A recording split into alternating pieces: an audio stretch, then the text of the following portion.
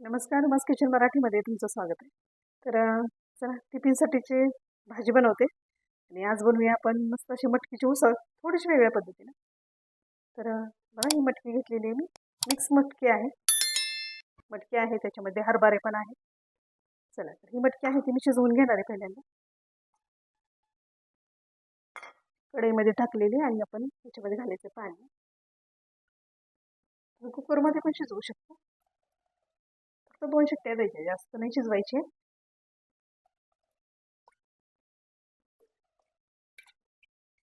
बघा एवढं पाणी घातलेलं आहे आपण. मटकी बुडून वरती येईल एवढं पाणी घातलेलं.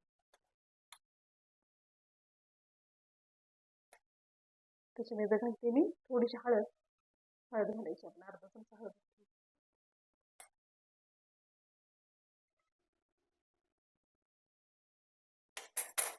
झाकून आपण ह्याला 10 मिनिटं तरी शिजू द्यायची. चला उकळी आल्यानंतर गॅस आहे तो मिडियम करायचा, मिडियम टू स्लो करायचा आणि 10 मिनिटं तरी आपण हरभरे आहेत ते शिजेपर्यंत आपण शिजवून घ्यायचे. तर बघा आपण करतोय मस्त अशी मटकीची उसळ टिफिनसाठी किंवा डब्यासाठी. तर बघा मटकी आपली 10 मिनिटात छान अशी शिजलेली. मटकी तर शिजते लगेच, पण यातले हरभरे मिक्स हरभरे वगैरे असतात ना, वाटाणे वगैरे, तर ते शिजले पाहिजे. हे बघा ते शिजलेले. तर एवढंच पाहिजे, ओव्हरकुक करायसाठी जास्त शिजवायची नाही. जेव्हा उसळ करतो त्यासाठी जी मटकी किंवा कुठलंही कडधान्य असतं ते जास्त शिजवायचं नाही. खूप अगदी असं स्मॅश झालं नाही पाहिजे. तर चला ही मटकी शिजलेली आता. तर ही जी मटकीची उसळ करतोय आपण त्याच्यासाठी किंवा त्याच्यामध्ये घालण्यासाठी आपल्याला काही काही लागतं साहित्य बघूया आपण. कांदा घेतलेला एक छोटासा. तर जेव्हा आपण घरात मटकीची उसळ बनवणार असतो त्याच्यामध्ये भरपूर कांदा घातला तरी चालतोय. अगदी ह्याच्यामध्ये आपण 2 कांदे घातले असते तरी चालले असते मोठाले. पण आता हे टिफिनवरती द्यायचे आपल्याला, त्यामुळे जास्त कांदा वापरायचा नाहीये. इथं मी एक छोटा कांदा वापरलेला आहे, बारीक कापून घेतलेला आहे. अर्धा टोमॅटो घेतलेला आहे. आमच्या जास्त टोमॅटो नाही घालून आवडत. कढीपत्त्याची पानं, कोथिंबीर आणि ही आहे हिरवी मिरचीची चटणी जी मी करून ठेवलेली असते बघा, म्हणजे ऐन वेळी आपल्याला वापरता येते. आणि ह्याचा व्हिडिओ आपल्या चॅनलवरती आलेला आहे, तो तुम्ही उमाज किचन मराठीच्या चॅनलवरती सर्च करून बघू शकता. हिरवी मिरची चटणी. तर बघा ही वापरणार आहे मी, लाल तिखट नाही वापरणार आहे. ही घालून एकदा करून बघा उसळ, मटकीची उसळ खूप छान लागते बघा. चला तर मटकीची उसळ करायला सुरुवात करूया. इथं मी कढई मोकळी करून घेतलेली आहे. आपण मटकीतलं जे पाणी होतं ते काढून टाकलेलं. तेल घाला आता तुमच्या आवडीने, कसं कमी जास्त.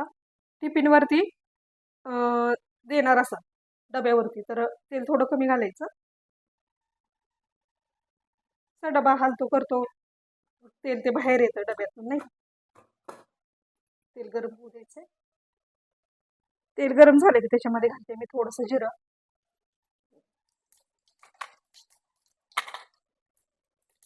कांदा घालूया.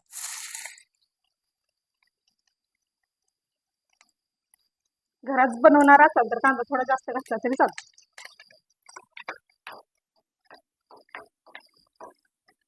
कढीपत्ता घातला आपण.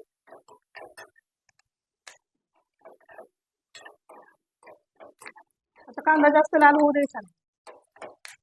सुक्या भाज्या करतो ना त्यावेळेस जो कांदा घातला जातो ना थोडासा मऊ झाला वास होतो. खूप असा लाल करायचा, तळून घ्यायचा पाहिजे. त्याच्यामध्ये घालूया आपण हिंग थोडंसं, पाव चमचा हिंग. आता आपण हळद घातलेली आहे, तुम्ही हळद घातलेली नसेल तर ह्यावेळेस हळद घालायची. बघा हे कांदा आपल्याला जास्त लालसर करायचाच नाही, एवढा बास नाही. टोमॅटो घालूया.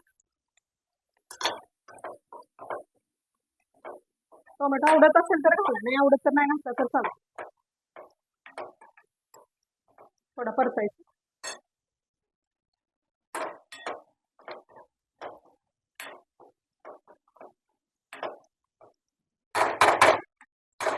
हिरवी मिरची चटणी आहे ना ती घालायची बघा, आवडीने घाला.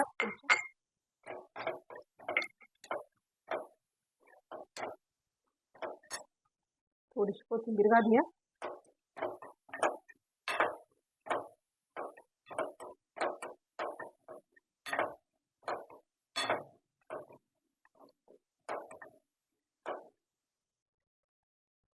मटकी घालायची आता.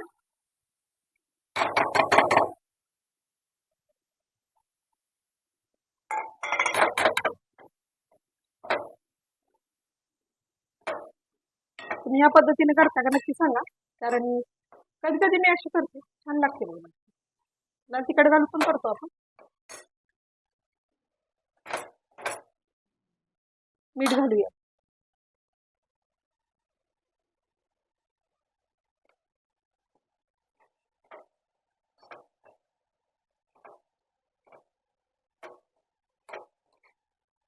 परतून घ्यायचं छान आता.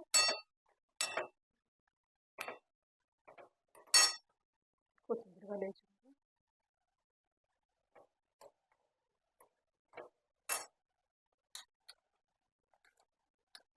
थोडीशी धना जिरा पावडर आहे डब्यामध्ये मसाल्याची, त्यामुळे मी घालते थोडीशी. तुम्हाला याच्यामध्ये मॅगी मसाला वगैरे घालून आणखी टेस्ट वाढवायची असेल किंवा किचन किंग मसाला आहे तो घालून आणखी तुम्ही टेस्ट वाढवू शकता त्याची. मी आता काय नाही घातलेलं.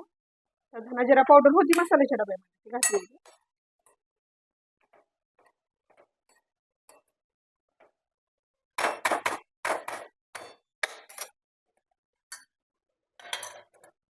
एक 2-3 मिनिटं छान अशी वाफ येऊ देऊ.